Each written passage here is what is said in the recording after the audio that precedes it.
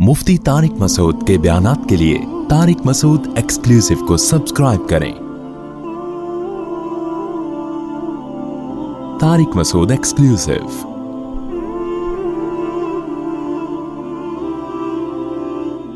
देखो, दाई का अजर अल्लाह ने अपने जिम्मे लिया है।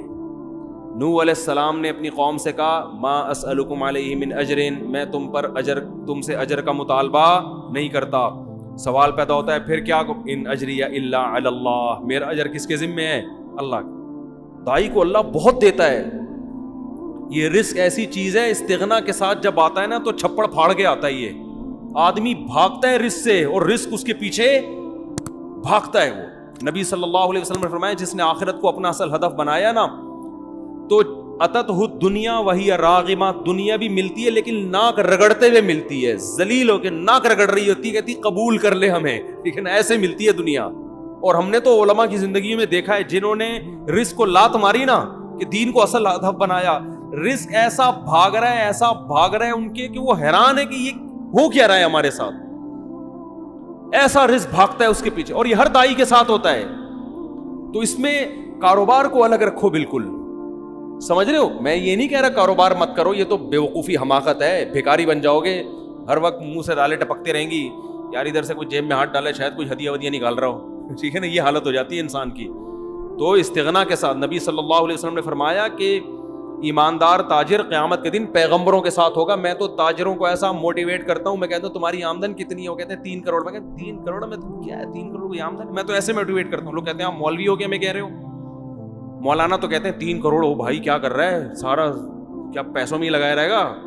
मैं कहता हूँ 3 करोड़ को 6 करोड़ बना भाई तू। वो कहते हैं किस किस्म की बातें कर रहे हो? मैं कहता हूँ भाई, मुसलमान के मजबूत होने से इस्लाम मजबूत होगा। मुसलमान को तो सहाबा किराम जो मालदार थे, वो आपका क्या ख्याल है, छोटे मोटे मालदार थे? जामे तो रशीद ने एक तहकीक की है कि सहाबा में जो मालदार थे ना, उनके असासे कितने थे? 5-5 अरब रुपए इस जमाने के हिसाब से। उनके पास जो चांदियां थी ना, जिनकी बालियत 5-5 अरब रुपए की बनती है। हजरत उस्मान जो 500 घोड़े अल्लाह की राह में दे रहे हैं, घोड़ा लैंड क्रूजर था उस जमाने में, इसका मतलब 500 घोड़े तो अल्लाह की राह में दिए, बाकी तिजारत तो उनकी चल रही थी वैसे ही। इतने मालदार लोग, उसका इस्लाम को फायदा हुआ कि नहीं हुआ? तो इस्लाम तो तिजारत सिखाता है, इसलिए कि तिजारत में पैसा बहुत है। अल्लाह ने पैसे को अपना फजल कहा है कि जुम्मे की नमाज जब हो जाए तो वब्तगू मिन फज़लिल्लाह, फिर अल्लाह के फजल को तलाश करो, जाओ। समंदर को मुसख्खर किया लितब्तगू मिन फज़लिही, ताकि तुम अल्लाह के फजल को तलाश करो, समंदर में रोजी तलाश करो, कंटेनर आए तुम्हारे, एक्सपोर्ट हो इम्पोर्ट हो। ये जो समंदर में अल्लाह कहता है ना कि मैंने माल रखा है, रिस्क रखा है, इससे मुराद है बिजनेस, क्योंकि समंदरी तिजारत से इन्वेस्टमेंट समंदरी तिजारत में कम होती है, अर्निंग ज्यादा होती है। तो अल्लाह कह रहे हैं मैंने समंदर को मुसख्खर किया, तुम्हारे फरमा बरदार बना दिया, ताकि वसख्खर, वो क्या है, वलहुल जवारिल मुनशआतु फिल बहरि कल अअलाम, पहाड़ों जैसे जहाज समंदर में चलेंगे। क्यों? रिस्क तलाश करने के लिए। तो ये रिस्क कैसे तलाश हो रहा है? कंटेनर में माल जाएगा भी और कंटेनर में माल आएगा भी। तुम्हारे कंटेनरों ने, ये तो समंदर अल्लाह ने हमारे लिए बनाया है। और आप यहाँ गोले गंडे की दुकान खोल के बैठे हुए हो कि जब गोले गंडे से मेरा गुजारा हो रहा है तो मुझे कंटेनर की क्या जरूरत है? देखो, गुजारा के लिए तो 2 वक्त की रोटी काफी है। शुक्र अदा करने के लिए तो ये है कि जिसको 2 वक्त की रोटी भी मिल रही है, नाशुक्री उसके लिए जायज नहीं है। जब भी वो मिले बोले भाई अल्लाह का दिया, मेरे पास बहुत कुछ है, लेकिन कमाए कौम के लिए, मजहब के लिए, इस्लाम के लिए, अल्लाह के लिए, कि ऊपर वाला हाथ नीचे वाले हाथ से बेहतर होता है। जब आपके पास दौलत आएगी, जायज तरीके से, हलाल तरीके से आप खर्च करने वाले बनोगे, सर उठा के जियोगे। अल्लाह को मखलूक के सामने गुलामी पसंद नहीं है कि अभी उससे उधार मांग रहा है, कभी उससे उधार मांग रहा है, पैसे ही नहीं है। हमारे हजरत फरमाया करते थे ना, एक मौलाना साहब से मैंने पूछा आप शादी क्यों नहीं करते? हजरत उनकी नकल उतारते थे। हजरत फरमाते आप इतने बड़े हो गए, आप शादी नहीं कर रहे, मसला क्या है आपके साथ? तो हजरत उनकी नकल उतारते थे कि जब उनसे पूछा जाता कि शादी क्यों नहीं कर रहे, कहते पैसे ही नहीं है। यानी ऐसा, वो हजरत के शागिर्द थे तो कोई हरज नहीं था हजरत के लिए उनका मजाक उड़ाना। तो हजरत को बड़ा गुस्सा आया कि ऐसा स्टाइल क्यों बना रहे हो, पैसे ही नहीं है। यानी ये नाशुक्री वाला स्टाइल है ना ये। کیا کریں پیسے ہی نہیں ہے. تو حضرت کو بہت غصہ آتا تھا ان کے اوپر. نہیں یہ اسٹائل کیوں ہے؟ اسٹائل یہ ہونا چاہیے بھائی اللہ کا دیا بہت کچھ ہے. سوال جب اتنا کچھ ہے تو شادی کیوں نہیں کر رہے؟ بولے بھائی وہ اگلا مہر بہت زیادہ مانگ رہا ہے, آج کل لڑکیوں کے خرچے بہت ہیں, تو اللہ کا دیا تو بہت کچھ ہے لیکن ان کمبختوں کی ہوس کو لگام کون دے؟ یوں کر لو اللہ پہ نہیں, پیسے ہی نہیں ہے کا مطلب اللہ نے مجھے دیا ہی نہیں ہے. تو بولو پیسہ بہت ہے بھائی, اللہ کا دیا بہت کچھ ہے, حالانکہ کچھ بھی نہ ہو پھر بھی بولو بہت کچھ ہے, اس لیے کہ واقعی بہت کچھ ہے. جہاں آپ کو 2 وقت کی روٹی مل رہی ہے نا, آنکھوں میں بینائی ہے, سننے کی سماعت ہے, بہت کچھ اللہ نے آپ کو دے دیا ہے. اب رونے دھونے کی اجازت نہیں ہے. تو اب آپ کماؤ, زیادہ کماؤ, قوم کے لیے کماؤ. آپ مدرسوں میں خرچ کرو گے, بیوہ عورتوں پہ خرچ کرو گے, یتیموں کی, ایک یتیم کی کفالت نبی نے کیا فرمایا کہ جس نے یتیم کی کفالت کی جنت میں میرے ساتھ ایسے ہوگا. ذهب اہل الدثور بالاجور. صحابہ نبی کے پاس آئے, یا رسول اللہ مالدار لوگ تو اجر میں بڑھ گئے, جتنی نمازیں ہم پڑھتے ہیں وہ بھی پڑھتے ہیں لیکن صدقات و خیرات تو وہ ہم سے زیادہ کر رہے ہیں. اب غریب آدمی احساس کمتری میں جاتا ہے, تو وہ یہ سوچ کے شکر ادا کرے کہ اللہ نے آپ کو دولت نہ دے کے بہت سے فتنوں سے بچا لیا, کیونکہ دولت آنے کے بعد اجر میں آگے کم بڑھنے لوگ, نیکیوں میں کم بڑھتے ہیں, گناہوں میں بڑھنے والے زیادہ ہیں. تو اللہ نے آپ کو اس آزمائش سے بچا لیا, آپ کا حساب بھی ہلکا پھلکا. قیامت پہ اللہ پیسوں کا حساب مانگے گا, آپ بولو گے جیب نکال کے دو گے, اللہ میاں کو پیسے ہی نہیں ہے, کس چیز کا حساب لے رہے ہیں؟ اللہ صبح ایک انڈا بمشکل کھا لیا کرتے تھے, وہ بھی بیگم کی صلواتیں سن کے, تو وہ ویسے ہی گناہ اس کے غریب کے معاف ہو چکے ہوں گے. بیگم نے اتنی سنائی ہوگی, اس کا سر گنجا کر دیا ہوگا, کم بات جب دھیلا نہیں ہے تو مجھ سے شادی کیوں کی تھی؟ تو وہ غریب تو ویسے ہی لپٹایا کہاں جائے گا جنت میں. تو مالدار کی آزمائش زیادہ ہے.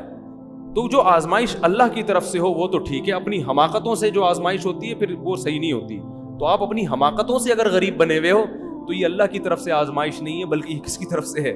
یہ آپ کی اپنی حماقت ہے. تو اپنے طرف سے تو کوشش کرنی چاہیے. خیر بات کو جلدی سے سمیٹ کے ختم کرتا ہوں. تو اللہ نے کیا فرمایا کہ تم اکیلے میں غور کرو, تمہارے ساتھی محمد صلی اللہ علیہ وسلم کے دل میں نہ تو لالچ ہے اور نہ ان کو جنون ہے, یہ ان کے برحق ہونے کی علامت ہے. قوم سے ٹکر لے رہے ہیں, مارے کھا رہے ہیں, پتھر سر سے خون نکلتا ہے تو جوتوں میں جمع ہو جاتا ہے, رشتہ دار سب الگ ہو گئے, چچا کہہ رہے ہیں کہ مجھ پہ اتنا بوجھ مت ڈالو کہ میں برداشت نہ کر سکوں. تو یہ بہت بڑی دلیل ہے آپ صلی اللہ علیہ وسلم کے برحق ہونے کی. تو قرآن کہہ رہے ہیں ام تسألوہم اجرن, اے نبی کیا آپ نے ان سے پیسے مانگے ہیں کہ جو مجھ پر ایمان لائے گا تو مجھے زکاتیں لا کے دیا کرے, مجھے ہدیے لا کے دیا کرے, مجھے اتنے پیسے ہر مہینے دیا کرے, اور جس کی وجہ سے یہ بوجھل ہو گئے ہوں؟ ایسا بھی نہیں ہے. حتیٰ کہ دیکھو ابو طلحہ انصاری رضی اللہ تعالیٰ عنہ آئے نبی کے پاس, بس یہ واقعہ سنا کے بیان ختم کرتا ہوں کہ یا رسول اللہ, قرآن میں اللہ نے آیتیں نازل کر دی, لن تنالوا البر حتی تنفقوا مما تحبون, کہ تم نیکی کی حقیقت تک اس وقت تک نہیں پہنچ سکتے جب تک محبوب چیز اللہ کی راہ میں صدقہ نہ کرو. یعنی اگر نیکی تو کم چیز بھی صدقہ کرنے سے ہوگی, لیکن اگر نیکی کی حقیقت اور تہ تک پہنچنا چاہتے ہو تو ایسی چیز صدقہ کرو جس سے تمہارا دل اٹکا ہوا ہے. محبوب چیز نکالو اللہ کی راہ میں, قربانی دو.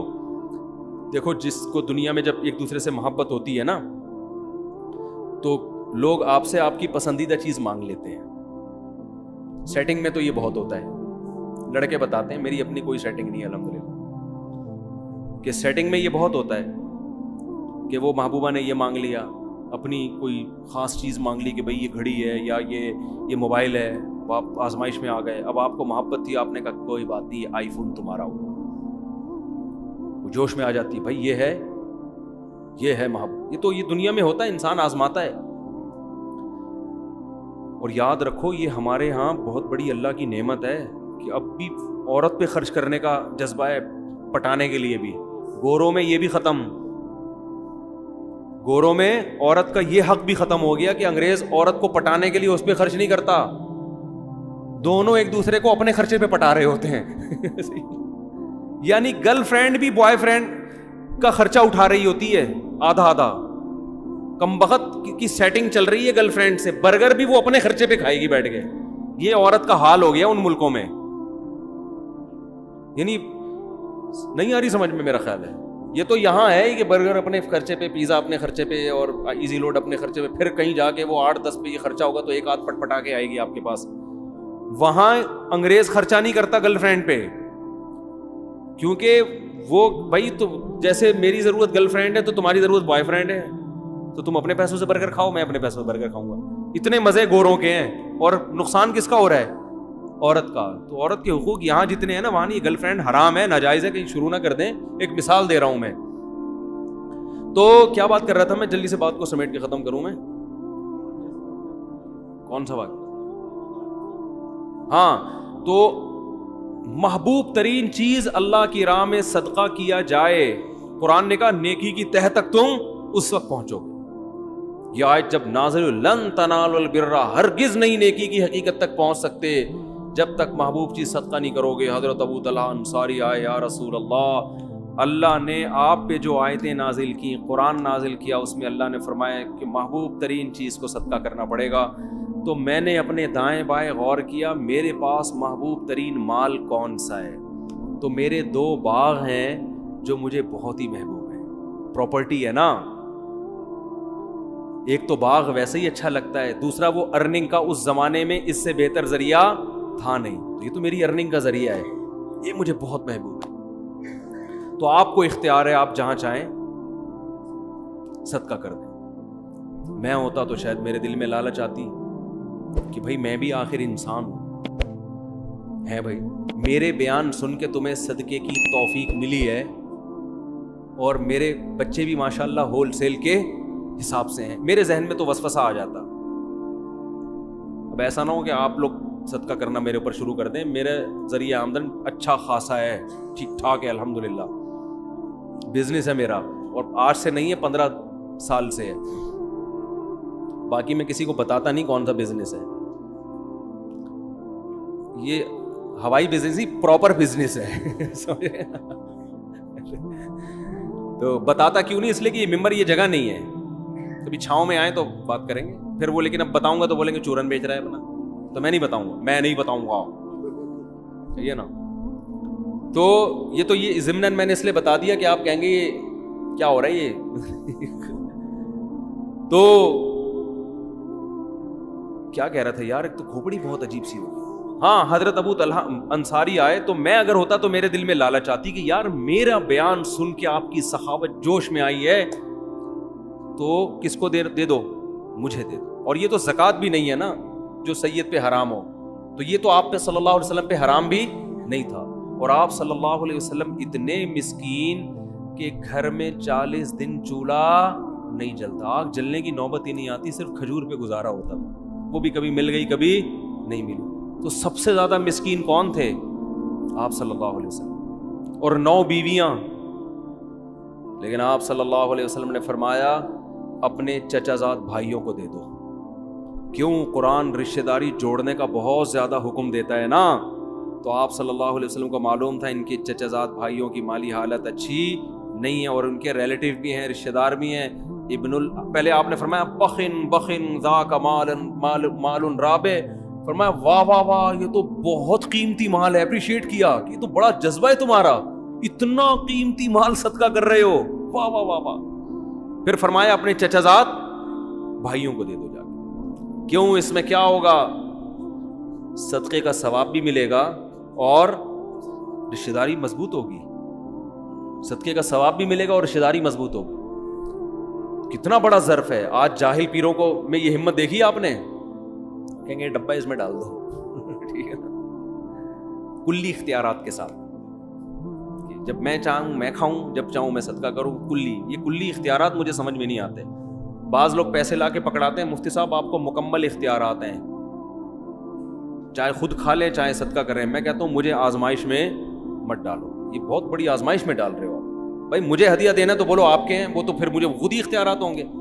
کیونکہ انسان ایسے موقع پہ اتنی مصیبت میں پڑ جاتا ہے کہ آپ نے کوئی رقم دی, بولا آپ چاہو تو آپ استعمال کرو, چاہو تو صدقہ کر دو. اب آدمی کہتا ہے پتہ نہیں یار ایک مصیبت میں ڈال دی ایک بندے نے, یہ کیا. وہ تو ویسے بھی آپ سیدھے سے بولو بھائی صدقہ کر دو اس کو, یہ آپ کے نہیں ہے, یہ صدقہ کرنے کے لیے ہیں. تو یہ گول مول باتیں نہیں کرنی چاہیے ان معاملات میں کبھی بھی.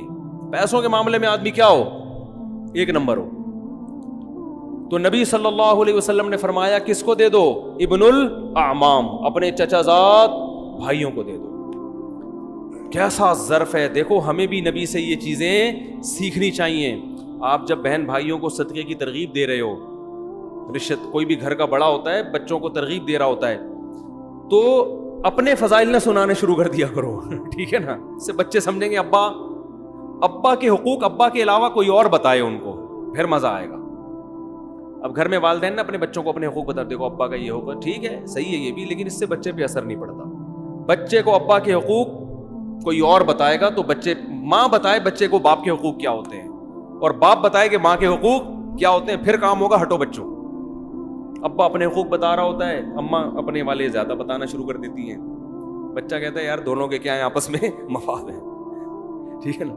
ماں اگر باپ کے حقوق بتائے نا کہ بیٹا تمہارے باپ کا یہ حق ہے, باپ سے کبھی اونچی آواز سے بات نہیں کرنا, اور باپ کی بڑی عزت ہوتی ہے, یہ تمہارا باپ ہے, صحیح ہے, یہ تمہارا کیا ہے, باپ ہے, یہ کوئی معمولی چیز نہیں ہے, یہ چھت اس نے مجھے دی ہوئی ہے, اور یہ وغیرہ وغیرہ جو بھی شوہر کے فضائل مستحضر ہوں اس وقت سوچ بچار پہ غور و فکر کر کے مطالعہ کر کے جو ذہن میں آ جائیں عورت کے اس وقت کہ بھائی یہ اس نے مجھے چھت دی ہوئی ہے, اور دیکھو یہ جو میں تمہیں پراٹھے کھلاتی ہوں نا صبح صبح, تو پراٹھے تو میں کھلا رہی ہوں, لیکن خرچہ کون کر رہا ہے. بچوں کو نا ابا کی احسانات نظر نہیں آ رہے ہوتے, اماں کے نظر آ رہے ہوتے ہیں کہ اماں پیمپر بھی چینج کر رہی ہوتی ہے, واپس دوسرا لگا بھی رہی ہوتی ہیں.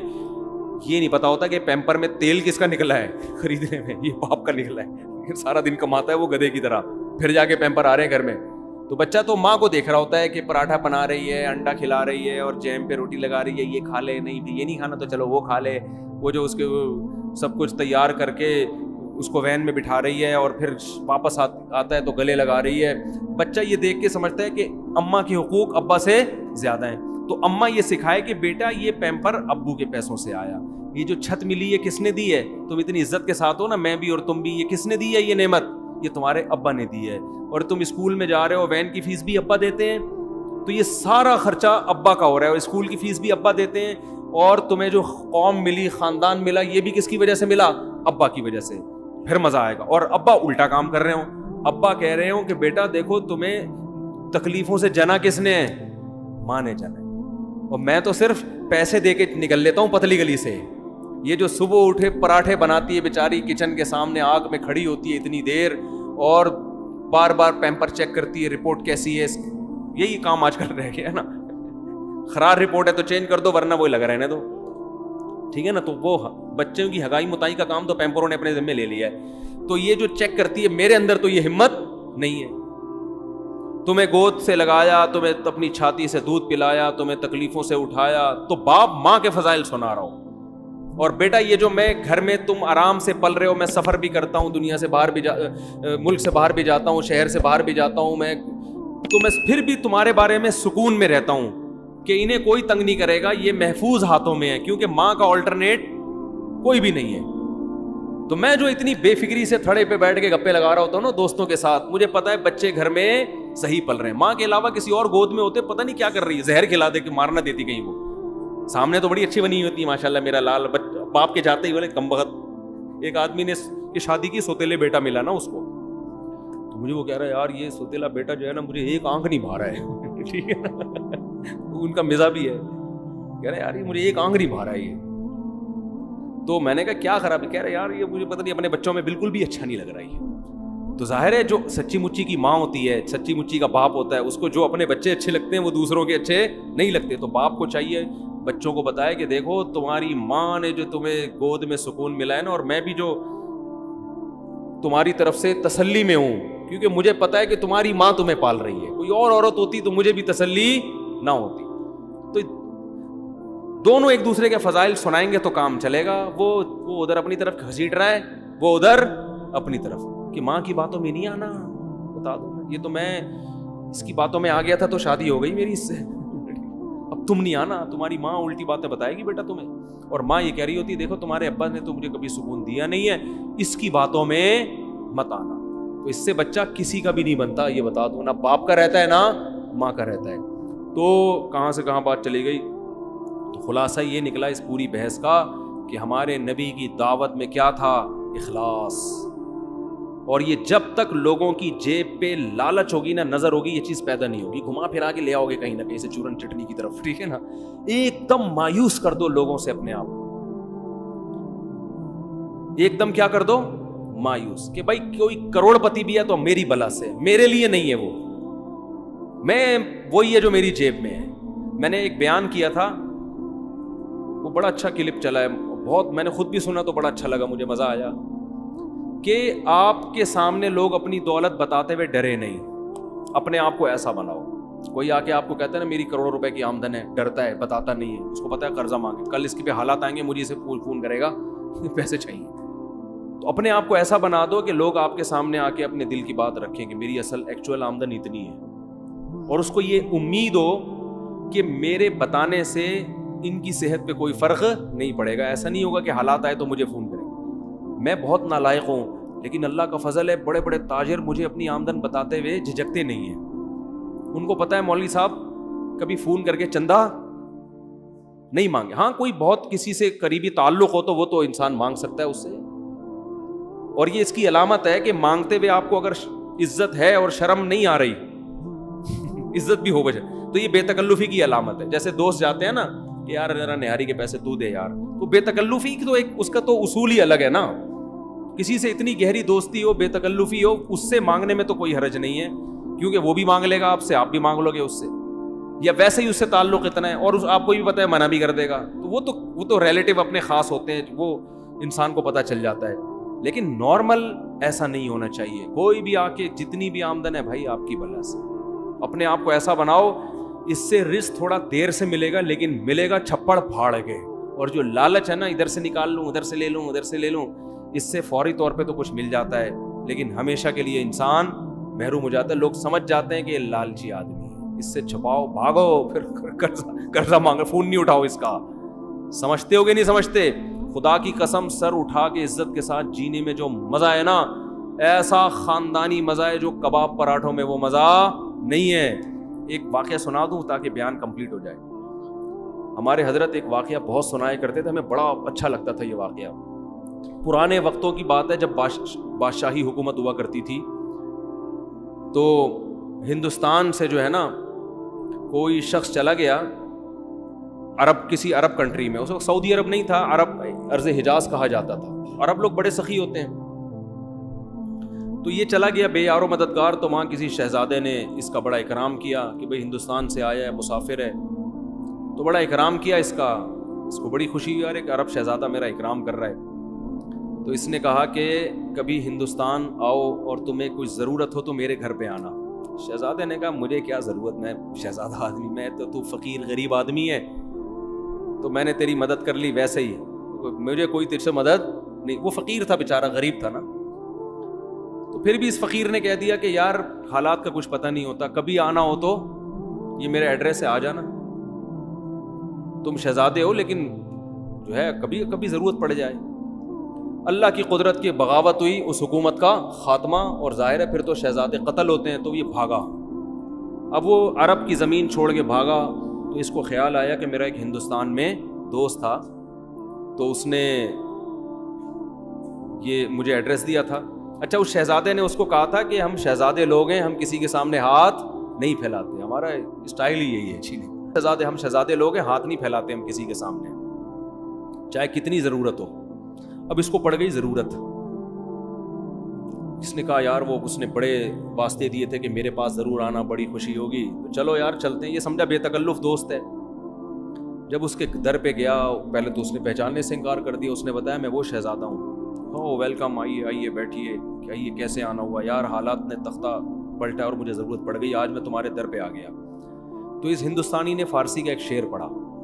اس شعر کا مفہوم یہ ہے کہ حاجت اور ضرورت بڑے بڑے شیروں کو پتہ نہیں گیدڑ بنا دیتی ہے یا لومڑی بنا دیتی ہے.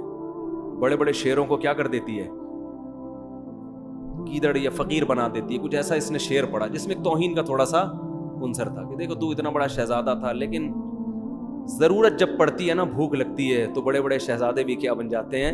فقیر. یہ بڑا نالائق تھا. اس نے یہ ایسے موقع پہ کہنے کا تھا نہیں شعر، یہ تھا تو خون میں تو شہزادہ تھا نا, بلڈ تو وہی تھا. اس نے کہا کہ شیر ہمیشہ شیر رہتا ہے, کیسی ہی حاجت ہو شیر کبھی گیدڑ اور لومڑی نہیں بنتا, اور شیر ایسی حاجتوں پہ 100 جوتے مارتا ہے جو حاجت اس کو فقیر بنا دے. اور کہا میں تجھ سے ایک دھیلا نہیں لوں گا, بھوکا مر جاؤں گا. اب وہ ہندوستانی, ارے بھائی میں نے ویسے ہی کہہ دیا تھا بھائی معاف کر دے. اس نے کہا نہیں, میں خدا کی قسم بھوکا مر جاؤں گا تجھے یہ بتانے کے لیے کہ شیر ہمیشہ شیر رہتا ہے. وہ 100 حاجتوں پہ, وہ ایک حاجت پہ 100 جوتے مارتا ہے, ٹھیک ہے نا, لیکن وہ کسی کے در کا بھیکاری نہیں بنتا. تو ہمارے حضرت یہ شعر پڑھتے تھے, فارسی کا شعر ہے تو نہ ہماری سمجھ میں آتا تھا نہ آپ کی آئے گا, تو اردو میں مفہوم سمجھ میں آتا تھا کہ ہم 100 جوتے مارتے ہیں. تو حضرت فرماتے تھے کہ وہ شہزادہ فقیر تو بن گیا مگر اسٹائل کون سا تھا, شہزادوں والا. تو یہ شہزادہ بننا ہر ایک کے اختیار میں. بات آ رہی ہے سمجھ میں؟ ایک شہزادہ وہ ہوتا ہے جو حکومت ملتی ہے اور بڑا پیسہ مل جاتا ہے, یہ ہر ایک کے اختیار میں نہیں ہے, کوشش ہے بنتا نہیں ہے. لیکن یہ شہزادگی جو ہے نا کہ اسٹائل کیسا ہو, شہزادوں والا, سر اٹھا کے جیتا ہو, یہ رکشے والے بھی کر سکتے ہیں, ٹماٹر والے بھی کر سکتے ہیں. بھائی ہم حاجتوں پہ 100 کوڑے لگاتے ہیں, کسی کے سامنے زبان ٹیڑھی, ایسے رہو. دیکھو یہ ہمارے جو بڑے بڑے حکومتی اہلکار ہیں نا, ارب پتی ہیں کہ نہیں ہیں, پھر بھی بہت سے ان میں بھیکاری ہے یا نہیں ہے؟ کیا عزت ہے یار ان کی. وہ ادھر سے 5 ارب کھا گیا, ادھر سے اتنے روپے کھا گیا, ادھر سے اتنے کھا گیا, ادھر اتنے کیس چل رہے ہیں, عدالت میں جا رہا ہے, کبھی بھاگ رہا ہے وہاں سے, کبھی اندر ہو رہا ہے, کبھی باہر آ رہا ہے. لوگ صبح و شام لعنت, اتنا پیسہ ہو کے بھی صبح و شام لعنتیں پڑ رہی ہیں. اسٹیل مل کھا گیا, ایک PIA کھا گیا, ایک یہ کھا گیا, ایک ریلوے کو کھا گیا. کیا عزت ہے ان لوگوں کی, بھیکاری ہے یہ. اس سے وہ موچی اچھا ہے جو جوتے گانٹھ رہے لوگوں کے اور کسی کے سامنے ہاتھ نہیں پھیلا. اللہ کی نظر میں یہ شہزادہ ہے. تو یاد رکھو کسی کے سامنے ہاتھ پھیلانا یہ معمولی بات نہیں ہے, یہ اپنی عزت کا جنازہ نکالنا ہے. اللہ سے دعا مانگا کرو اللہ کسی آزمائش میں نہ لے کر آئے, اللہ اتنا دے کہ ہمیں ضرورت نہ پڑے. لیکن یہ بھی دعا مانگو, اے اللہ اگر کبھی خدا نہ خواستہ آزمائش مقدر ہے تو ہمیں کسی کے سامنے ہاتھ پھیلانے والا نہ بنا, ہاتھ نہ پھیلائے, سر اٹھا کے جیے, دھیلا نہ ہو لیکن اسٹائل ایسا ہو جیسے آپ سے بڑا سیٹ دنیا میں کوئی ہے ہی نہیں. ہمارے حضرت بہت غریب تھے 60 سال کی عمر تک. فرماتے ہیں کہ میرے پاس لاہور اپنے شیخ کی زیارت کے لیے ٹرین کا کرایہ نہیں ہوتا تھا, لیکن میں جیتا ایسے تھا لوگ قرضے مانگتے تھے مجھ سے آ کے, سمجھتے تو بہت بڑے سیٹ ہیں. اور حضرت بھی دیتے نہیں تھے کیونکہ جس کو دیا واپس نہیں دیا اس نے. حضرت فرماتے تھے اس زمانے میں جو کسی کو قرضہ دے دے وہ احمق, اور جو لے کے واپس کر دے وہ اس سے بڑا بے وقوف. جو قرضہ دے دے وہ بھی بے وقوف, اور جو لے کے واپس کر دے وہ اس سے بڑا بے وقوف. اب اس کا ایک مطلب ہے, لوگ کہتے ہیں یہ قرضہ دینا تو واجب ہے, اس کو ڈبل بے وقوف کیوں کہہ دیا؟ ڈبل بے وقوف اس لیے کیا کہ اس کو پتا تھا میں نہیں دیتا تو کیا بگاڑ لیتا, پھر بھی دے دیا. بے وقوف ہے یا نہیں ہے؟ تو ایسا استغنا, تو انسان کسی کی جیب پہ نظر نہ رکھے. بھائی اپنا کھائیں گے, اپنا بھوکے مر جائیں گے تو کیا ہو گیا یار, مرتا ورتا کوئی نہیں ہے. اللہ ایسا کھلاتا ہے نا غیب سے, زبردستی لوگ ٹھوس ٹھوس کے جائیں گے آپ کے منہ میں. اب دیکھو ہم جب مولوی بننے کے لیے آئے تو ہمیں تو لوگ تانا دیتے تھے, کھاؤ گے کہاں سے, اتنے تانے ملتے تھے, اتنے تانے. اب ٹھونس رہے ہیں مفتی صاحب گرل فش, دال چاول, مسالے والی بریانی, اور ہم جاتے بھی ہیں تو دھونے والے کھا کے. بھائی پیٹ ہے, لالو کھیت تھوڑی ہے کہ اتنا گنجائش تھوڑی ہے اس میں. اللہ ٹھونستا ہے, کھلائے گا, برس پیچھے بھاگے گا آپ کے. تو بہت بڑی نعمت ہے. میں تو یہ باتیں کر رہا ہوں, میرے اندر بھی وہ استغنا نہیں ہے. میں اس لیے باتیں کر رہا ہوں کہ میرے اندر پیدا ہو جائے. آپ سمجھے مفتی صاحب تو پتہ نہیں کتنے زبردست استغنا کے ساتھ جیتے ہوں گے. ہم بھی باتیں کر رہے ہیں, باتیں کرنے پر گورنمنٹ کی طرف سے کوئی پابندی نہیں ہے, عمل بڑا مشکل کام ہے. تو میں بھی اس لیے کہہ رہا ہوں تاکہ میرا بھی استحضار ہو جائے. تو عزت کا, اور خاص طور پر دیندار آدمی, داڑھی والے, نمازی, ان کو تو بہت عزت نفس کا خیال کرنا چاہیے, بہت زیادہ خیال کرنا چاہیے عزت نفس کا, کہ عزت پہ آنچ نہ آئے. تو ہمارے نبی نے اتنی غربت میں گزارا کیا, ایک پیسے نہیں مانگے. صحابی صدقے کی ترغیب دے رہے ہیں تو کہہ رہے ہیں اپنے چچا زاد بھائیوں کو دے دو, ٹھیک ہے نا. تو ان کو کبھی جہاد میں خرچ کروا رہے ہیں, اپنی ذات کے لیے نہیں مانگ رہے, اپنی ذات کے لیے. اپنی بھوک بھی نہیں بتا رہے لوگوں کو جا کے کہ میرے حالت یہ ہے, یہ میری حالت. صحابہ نے غزوہ خندق میں آپ کے چہرے کو دیکھ کے اندازہ لگایا کہ آپ کتنی شدید بھوک میں ہیں, چہرے کو دیکھ کے اندازہ لگایا. تو اس ہمارے نبی تو بڑے مستغنی تھے بھائی, ہمیں بھی ایسی زندگی گزارنی چاہیے. اللہ تعالیٰ عمل کی توفیق عطا فرمائے.